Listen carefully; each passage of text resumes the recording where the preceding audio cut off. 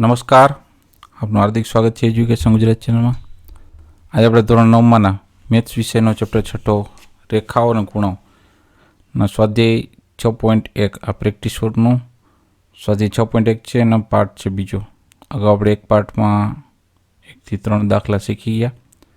Channel પર નવા હોય ચેનલ સબસ્ક્રાઈબ કરો, વિડીયોમાં લાઈક શેર.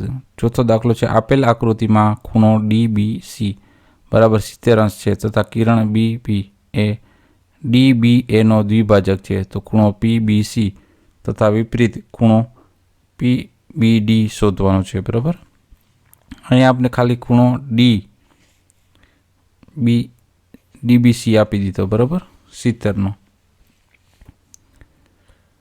એના પરથી બે ખૂણા મેળવવાના છે. તો સૌથી પહેલાં આપણે એક ખૂણા પર બીજો ખૂણો મેળવતા શીખીએ. તો સૌથી પહેલાં આપણે મળશે, આપણે જો DBC ઉપરથી બીજો કયો ખૂણો ABD ગોતવી શકીએ. ABD, કારણ કે રેખિક જોડ થાય છે ABD અને DBC.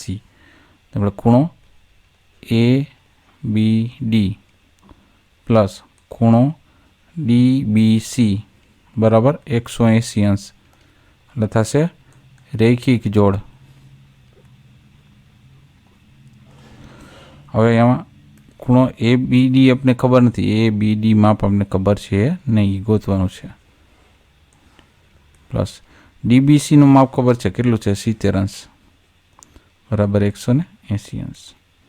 તેથી ખૂણો ABD બરાબર 180 અંશમાંથી આ પ્લસ છે એ ડાબીથી જમણી બાજુ આવશે, માઇનસ 70 અંશ થશે. બરાબર, તેથી ખૂણો ABD બરાબર 180માંથી 70 અંશ બાદ કરે 110 અંશ.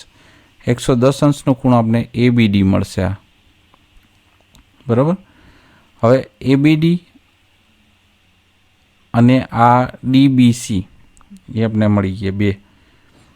તો હવે આપણે મેળવશું ખૂણો PBD, આ વચ્ચેનો ખૂણો બાકી છે. તો એ મેળવવા માટે શું કરવું પડે, તો કે આ બે ખૂણાનું માપ આપણે મળ્યું, આ ખૂણા છે આખો કેટલાનો મળ્યો 110 અંશનો. હવે આપણે જો ખૂણો નીચે લખું છું ABP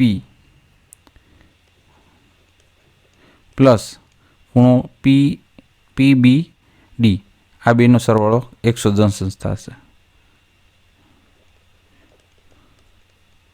કારણ કે આખો ખૂણો છે ABD એમાંથી એના દ્વિભાજક બે ભાગ છે, બરાબર 110ના. હવે દાખલા તરીકે આ બે સમાન હોય તો એક ભાગ આનો ગણીએ આપણે અને એક ભાગ આનો ખૂણાનો, તો બે ભાગ થયા 1 વત્તા 1 110. તો આ બે ભાગ છે, આપણે શું કરવું ને 110ને ભાગાકાર કરી નાખવાના, 110 ભાગ્યા 2 એટલે સેપરેટ એક ભાગ છે એ કેટલા અંશનો થયો 55 અંશનો થયો.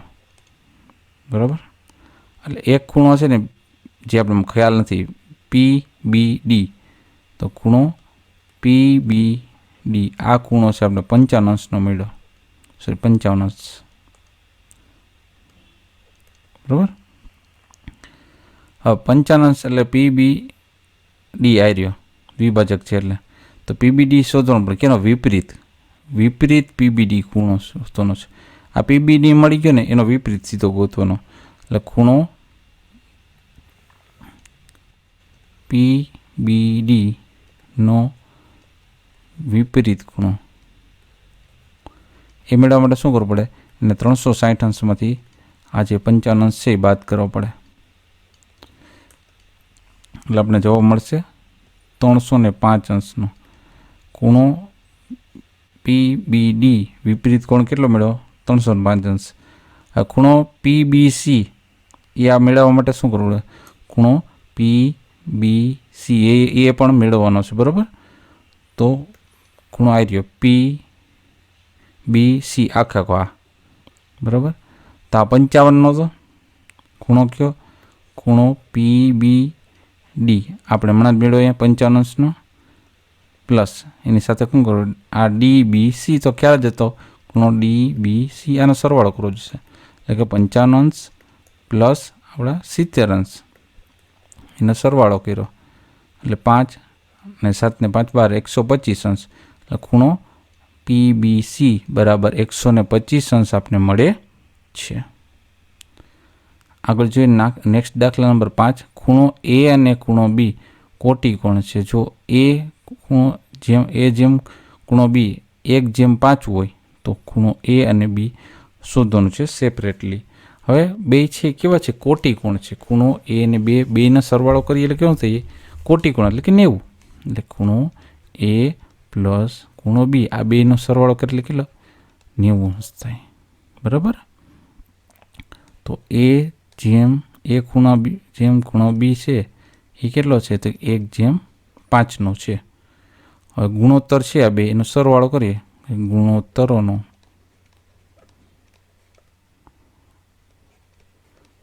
સરવાળો બરાબર 1+5 બરાબર 6. ટોટલ ગુણોત્તર કેટલા મળ્યા આપણે, 6. હવે એમાંથી એ ના મેળવીએ પહેલાં આપણે. બરાબર. એ એટલે કોણ, તો એમાંથી એક જ ગુણોત્તર છે એનો આગળનો. બરાબર. તો 1/6 ટોટલ કેટલા, 6. એને ગુણકમાં અહીંયા અંશમાં કેટલો આપણે છે, કોટી કોણ છે એટલે અહીંયા બેનો સરવાળો 90 અંશ થાય, એને ગુણ્યા 90 અંશ. તો આપણે 6 વડે ભાંગવો હોય તો 15×6 90 થાય. 15×6 90 અંશના 6 ને છેદના 6 બે, આ છેદના અંશના બે 6 ઉડી ગયા, 15×1 = 15. તો આપણે એક ખૂણો છે ને એ 15 અંશનો મળ્યો કોટી કોણમાં. હવે ખૂણો B એ રીતના મેળવવો હોય તો આ શું છે, 5 છે. જો આ B છે કેટલાનો છે, 5નો છે. તો 5/6 ગુણકમાં 90 અંશ. 15×6 90, આ 6 રદ થઈ ગયા, આ 5 × 15 આવ્યા, 15×5 = 75 અંશ. એટલે કે ખૂણો B છે આપણે મેળવ્યો 75 અંશનો અને ખૂણો A મેળવ્યો 15 અંશનો. ત્યારબાદ નેક્સ્ટ દાખલા નંબર 6 છે. 6 દાખલો શું કહે, ખૂણો X અને ખૂણો Y પૂરક કોણ છે, 180 અંશનો છે. જો ખૂણો X જેમ ખૂણો Y બરાબર 23/13 હોય તો ખૂણો X અને ખૂણો Y શોધવાનો છે. પૂરક કોણ છે એટલે 180. ખૂણો X વત્તા ખૂણો Y બરાબર 180 અંશ. બરાબર. હવે ખૂણો X જેમ ખૂણો Y બરાબર 23/13 થયા. અહીંયા પાછા હવે આપણે ગુણોત્તરોનો સરવાળો કરીએ. ગુણોત્તરોનો